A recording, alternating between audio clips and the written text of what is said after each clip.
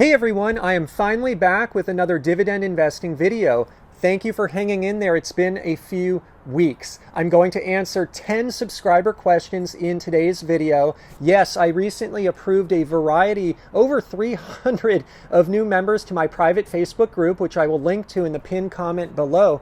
And the new members to the Facebook community were asking all kinds of wonderful questions. And so I want to answer 10 of them in today's video. Also, head on over to my Facebook group if you want to learn a little bit more about what's going on with me. The reason I have not been filming as many YouTube videos lately is I've been full-time on my job, my real job, 7 days a week. And so you can learn more about it there. But I am back. I'm excited to be back. I missed you all. I'm going to share stocks that I purchased recently and so much more. Get ready, everyone. This is going to be a great dividend investing video.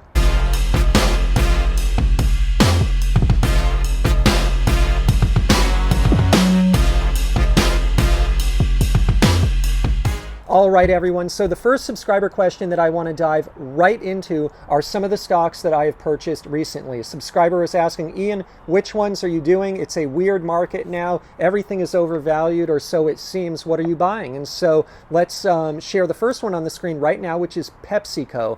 And so I'm purchasing PepsiCo. I realize I am paying a full, if not premium price for it. But the reason I am doing that is I want to increase my allocation to this position. This is my number 2 favorite stock of all time. And one of the things I do like about it is that it has a healthy starting yield of 3%. And it's really hard to get a yield on a world-class company of 3% in this particular stock market. So I like that, although I realize from a PE ratio standpoint, it is fully valued at a forward PE of 25 this year and 22.85 next year. Now, one thing that I love about PepsiCo that you'll see on the screen is the compound annual growth rate of the dividend is 7.8%. I personally try to purchase and invest in dividend stocks that have a compound annual growth rate of the dividend somewhere in the 7% range. So seeing 7.8 is great, although I'm not so sure they'll be able to keep it up forever because, as you can see here, the payout ratio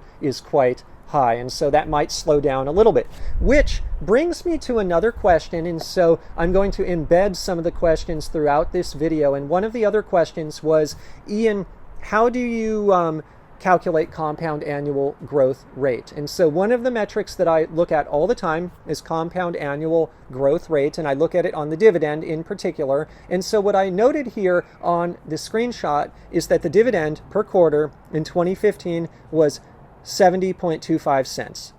The dividend right now in 2020 is $1.0225. And so what I do is, you can see the formula here. I take the new dividend and I divide by the old dividend. Once I've done that, I raise the result to the power of 1 divided by 5. And so it's 1 divided by the number of years that have elapsed, 5 years in this case. Once I've done all of that, I subtract the number 1, and it gives me my compound annual growth rate. And so it happens to be 7.8% here for PepsiCo. And so that was a good question, and I liked answering the question here because this is one of my favorite things about PepsiCo, other than the business, the defensibility of the business, all that good stuff, which I recently discussed in my top favorite dividend stocks of all time video. I'll link in the description below. I really, really like the starting yield and that dividend growth rate. And so I actually want to jump into 2 other things here. And these are kind of questions potentially, but also comments as well that I just want to make commentary. Why are these stocks trading so expensively now?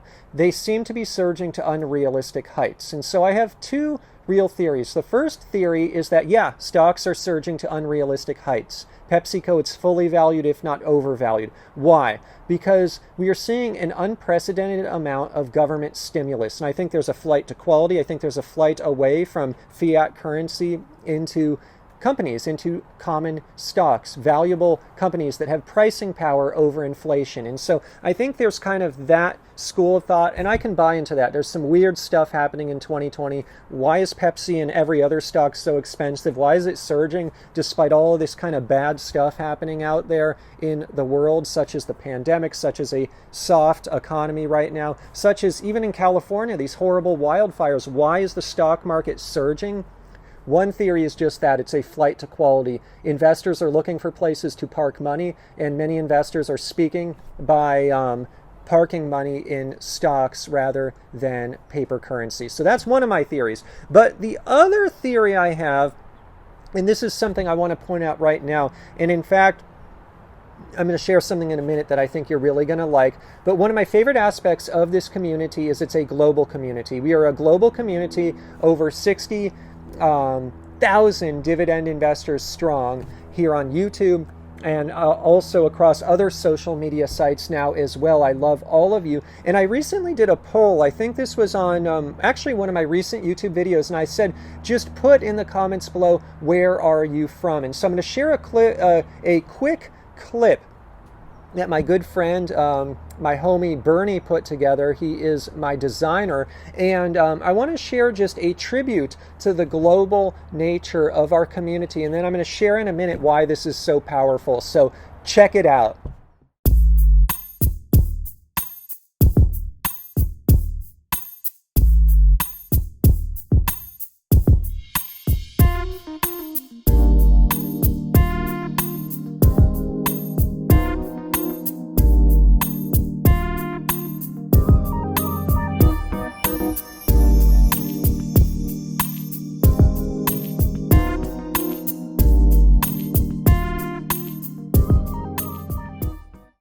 So I hope you like that. That is just a representation, again, from one single video when I asked, where are you all from? These are just some of the amazing places around the world that community members are from. And why is this so powerful? It's so powerful because, one, we all have a passion for dividends and we're sharing our best knowledge here with one another in the community. But the other thing is, insights tend to surface. And even on my Facebook group, for example, I've asked this question. People have brought this question up.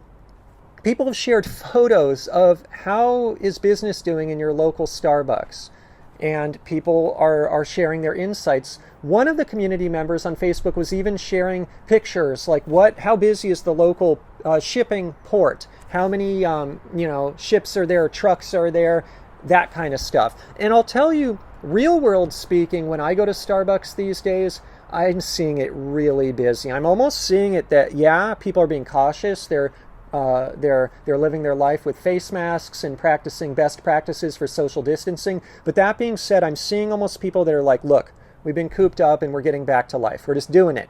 And so what I'm saying is, there is power in this community because we can sense trends before they become numbers. And so the stock right now that I just shared you, Pepsi, I'm sharing you a bunch of numbers. And the numbers, it looks, hey, it's overvalued. But the question is it really? Could we be on the verge of a surge of economic activity? And what I'm seeing through my own eyes, but also through what I'm seeing some reports from our global dividend investing community around the world, is that activity is starting to pick up. And quite frankly, we may see a surge of activity when people get back to normal because they've been cooped up so long and they can't wait to live life. And so that's the other theory here. Why is PepsiCo overvalued on paper? It may be because the numbers don't reflect, even the forecasts don't reflect what Wall Street knows. And what Wall Street might know is that this surge of activity, it's already happening. It's already happening. And so the exciting thing is, as a community, we can stay on top of trends. We can stay on top of what's happening in the real world because we have so many global members around the globe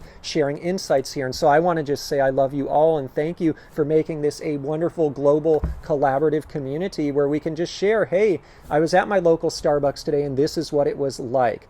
Anyways, that's PepsiCo. What is the other stock I am buying right now, or I have bought in the last week? Obviously, it is Starbucks. So check it out on the screen right now. And what is so interesting about Starbucks is I've bought this thing in the 50s, the 60s, the 70s. Now I'm buying it in the 80s. It just keeps going up. It just keeps surging. And so why is it surging? Look at these numbers. They're pretty bad. The PE this year is an 86. The PE next year is a 30.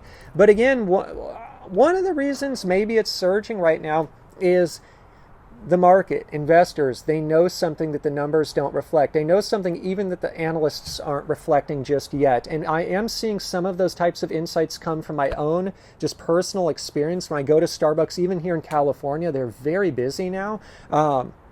wasn't like that just a month or two ago, and I am seeing reports of that from other community members around the world, and so that could be part of it. But why am I buying it? Quite frankly, I just like buying it. I know I'm not buying a deep discount here. I think I was in the 50s, but I'm still buying in the 80s. I'm okay with it. If it got into the 90s, I'll probably stop. But for now, I'm just buying a little bit here and there because I enjoy buying it. And it usually just, if I'm having a bad day, I'll just buy some Starbucks stock. It makes me feel better for whatever reason. I'm just a total Starbucks fan. But anyways, as you can see on the screen right now, it's trading at $82, or at least that's where I bought it on August 26th, and my starting yield is 2%. Not bad. Payout ratio 61%. And here, though, is what I want to point out. The 5-year dividend compound annual growth rate is 20.7%.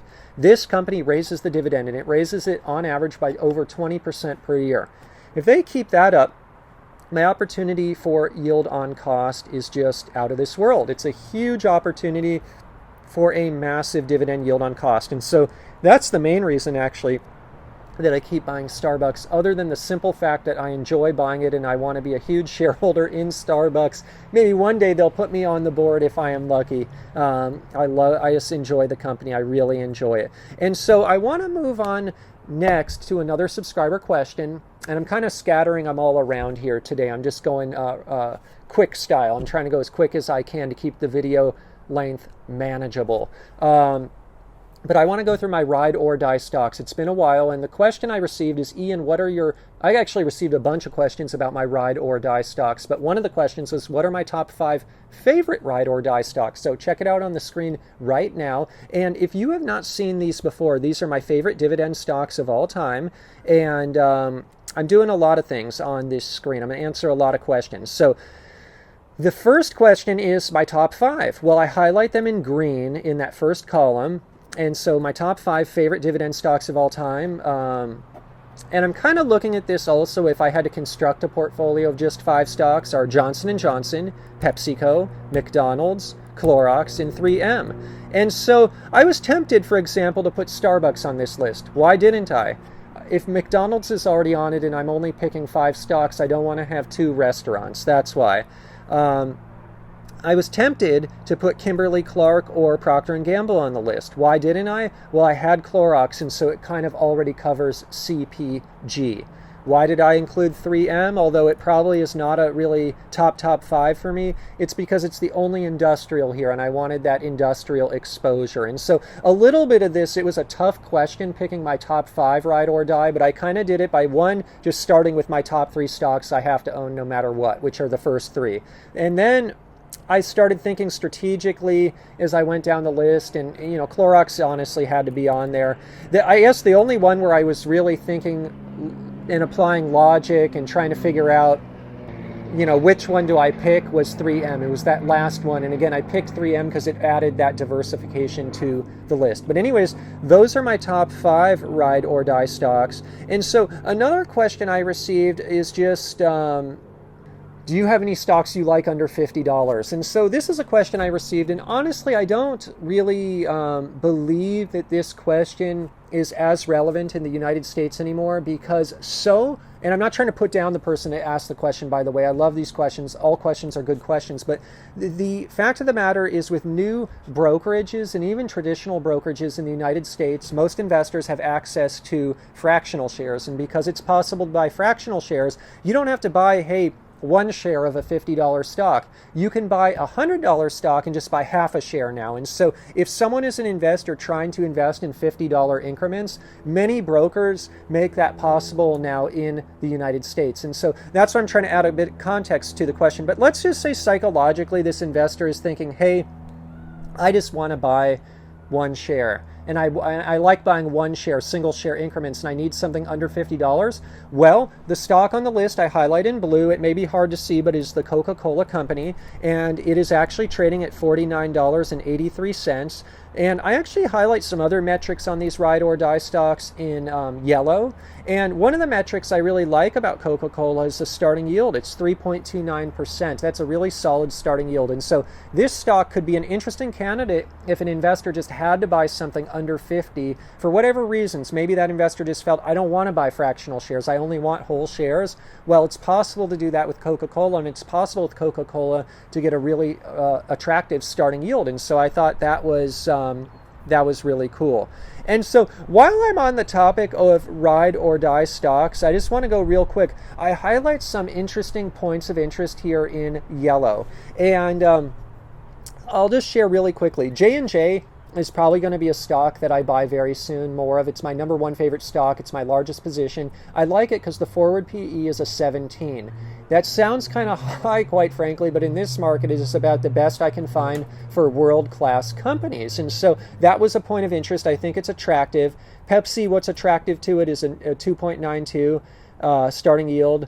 McDonald's, honestly, one thing I highlight here that was so interesting to me is, look at this. 2020 EPS is a 5.81 estimated. 2021 surges to 8.11.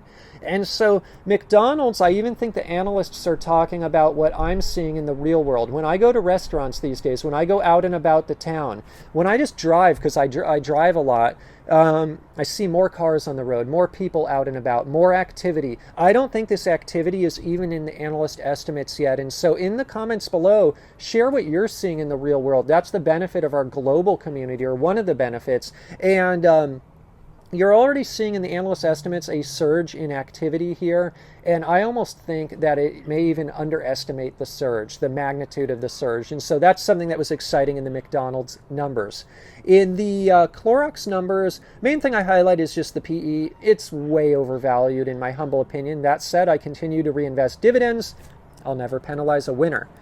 Moving on to Duke, I highlight the PE and the starting yield. Out of everything on the list, this is one of the ones that's in a reasonable value territory. I like that. Procter & Gamble, I basically just highlight the PE because it's really heavily valued. Just a few years ago in 2018, I was buying PG at bargain basement prices. I'm glad I did, because I'm not buying more here at these levels, although I am reinvesting. I will never penalize a winner, especially on my ride or die stocks. On 3M, I highlight the starting yield, 3.55%, and I highlight the 2021 PE, forward PE. It's a reasonable value still. I will be buying more 3M, and so that's something worth noting. Kimberly-Clark, I highlight the 2021 PE coming in under 20. Reasonable value given the market we're in, given the interest rate environment. Obviously, nothing's a value these days, but I'm saying relatively speaking. I recently bought some Kimberly-Clark. I'll probably buy some more. That's one I've neglected a bit. I'd like to buy more.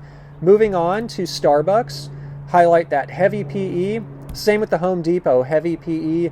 Realty Income, I highlight the starting yield. It's a reasonable starting yield. When I look at my stocks above, I get an average PE this year of 30 and an average 2021 PE of 22.92. And so obviously this is a market that's very expensive. And for me, I dollar cost average over time. So I buy during expensive markets and during cheaper markets. I was going really heavy when the market crashed earlier this year. Now I'm just going a little softer on my purchases because I do know the market is a bit heavily valued, but I can't stop. Can't stop myself because I know where I need to go. And to get to where I need to go, I got to buy a lot more dividend stocks to get there. So I just got to keep going. Baby steps, brick by brick. And so I want to answer another subscriber question now. And one of the questions was just about the volatility. Like, how do I deal with the volatility? How do I look at volatility? And the perfect example is actually a stock I just mentioned, which is Starbucks.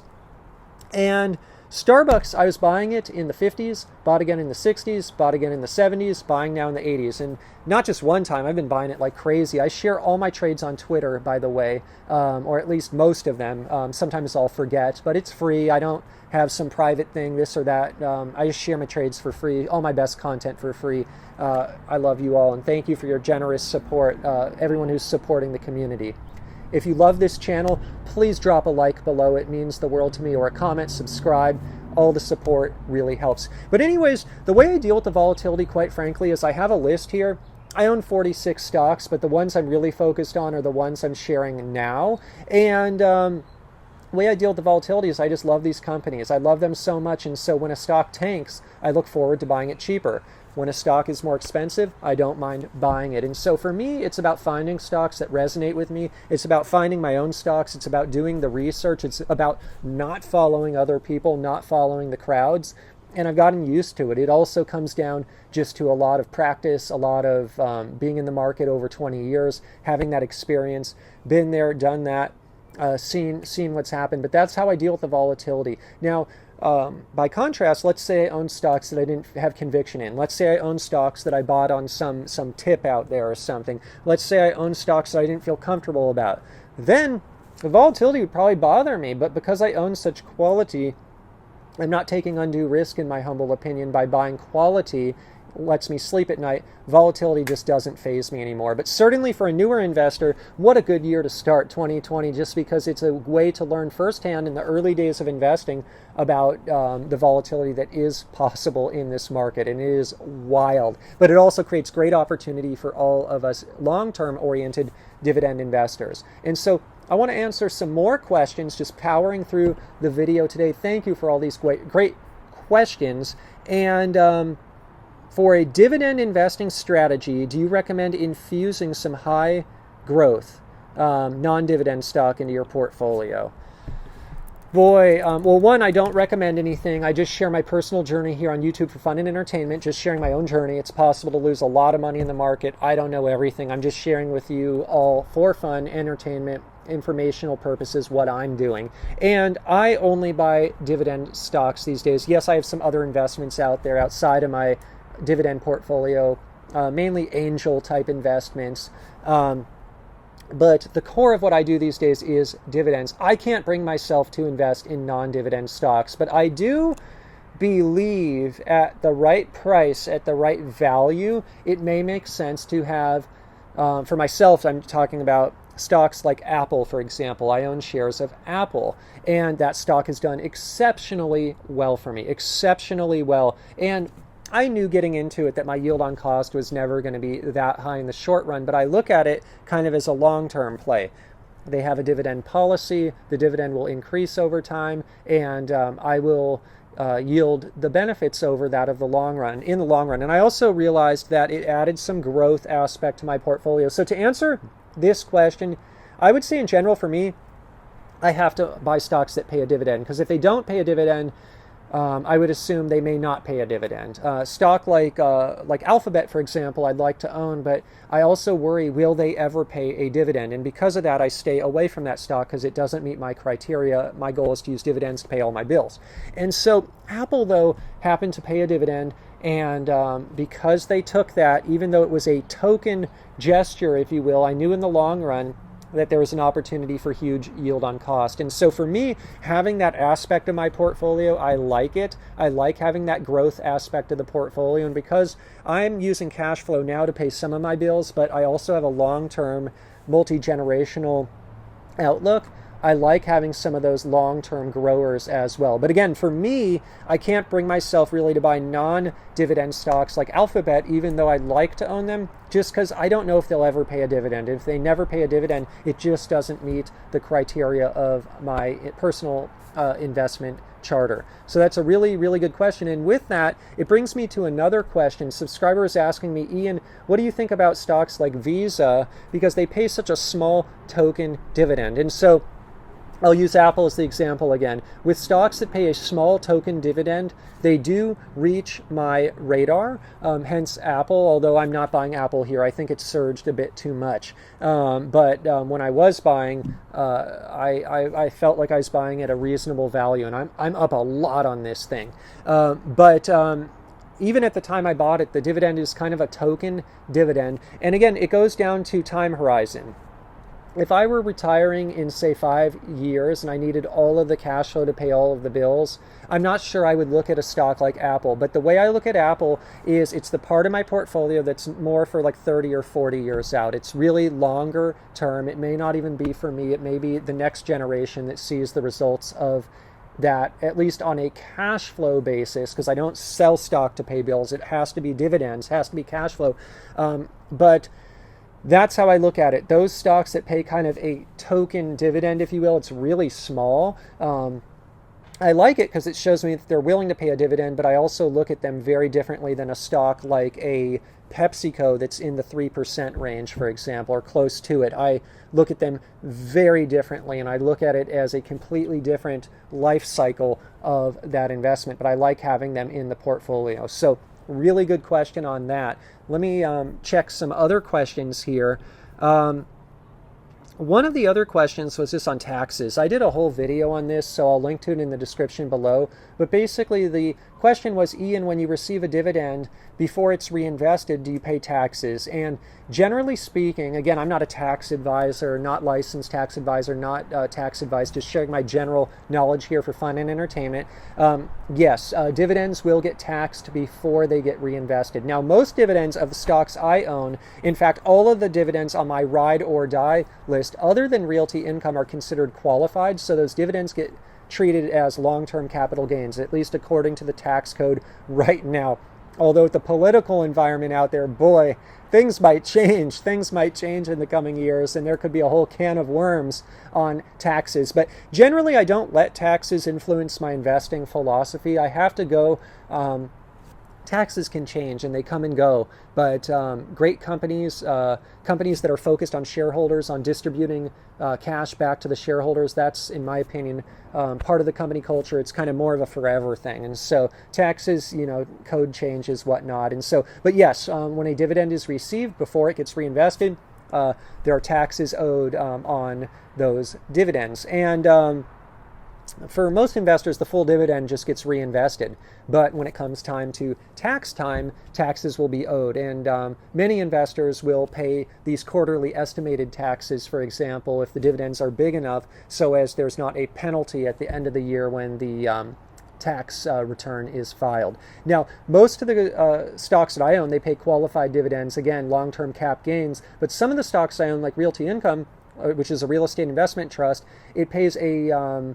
it's not qualified. It's not a qualified dividend. And so what happens is most of the distribution that comes through to unit holders is taxed as ordinary income or at a marginal tax bracket rate. Although some of the distribution that comes through is oftentimes treated as return of capital, and so it steps down cost basis. And so for something a little more complex with like an MLP, I did a whole video on that. I'll link in the description below, or a REIT, it really makes sense to speak with a licensed tax advisor because it gets more complex really quickly. Although I do own them, I know all about them, I'm comfortable with them, but the vast majority of what I do is qualified dividends, bread and butter, consumer, non-cyclical type companies. I love those the most. So great questions on taxes. And again, I'll share resources below for some of these that I have covered before. But I also want to get answers to those new community members who are just joining and asking these wonderful questions. So another question was, Ian,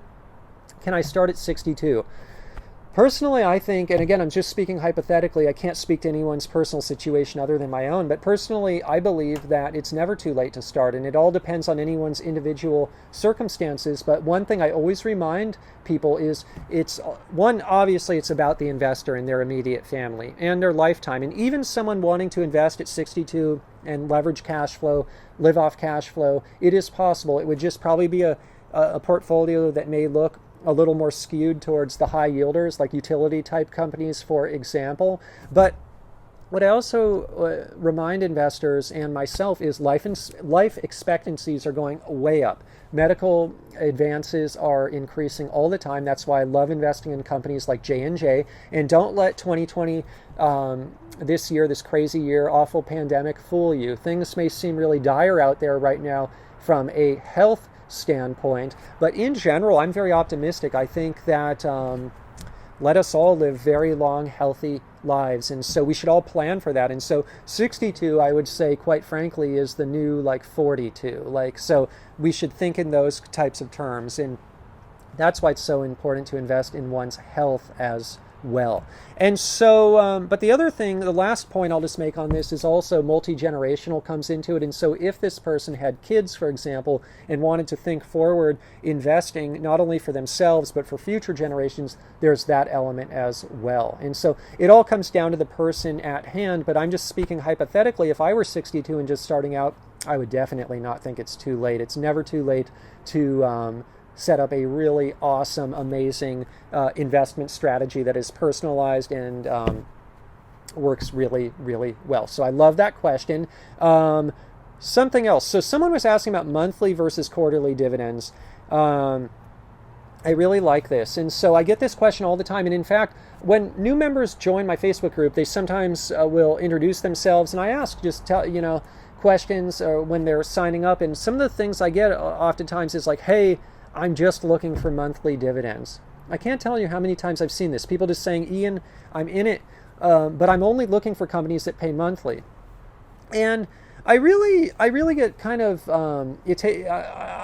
I don't know why it is so compelling that companies pay monthly, I guess is what I'm trying to say, for me at least.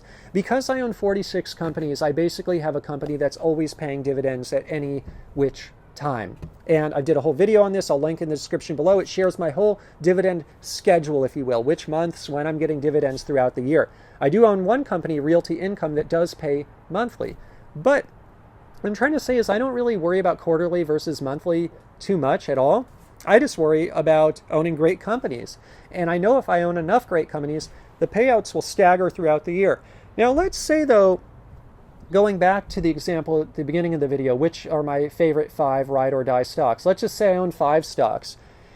I would still say monthly, quarterly, it's irrelevant, and I'll tell you why. When someone reaches the point that they're going to do financial freedom, they're going to, say, quit their job, live off of dividends. Or let's say once someone reaches the point where they want to do semi-financial freedom, hey, I'm working 40 hours a week, I want to work 30 or even 20.